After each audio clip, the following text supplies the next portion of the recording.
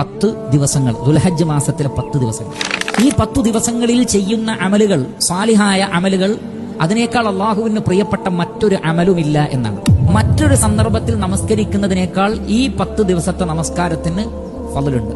മറ്റു സന്ദർഭത്തിൽ നൽകുന്ന സദഖയേക്കാൾ ഈ 10 ദിവസത്തിലെ സദഖകൾക്ക് ഫളലുണ്ട്.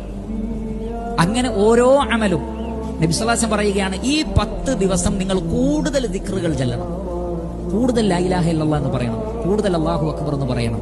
സ്വഹാബികൾ ഒറ്റയ്ക്ക് തന്നെ അങ്ങാടികളിലാകട്ടെ വാഹനത്തിലാകട്ടെ തക്ബീറുകളൊക്കെ വർദ്ധിപ്പിച്ചിരുന്നു. ഇസ്ലാമിലെ പ്രധാനപ്പെട്ട ആരാധനകളെല്ലാം തന്നെ ഈ ദിവസങ്ങളിൽ സമ്മേളിക്കുന്നു.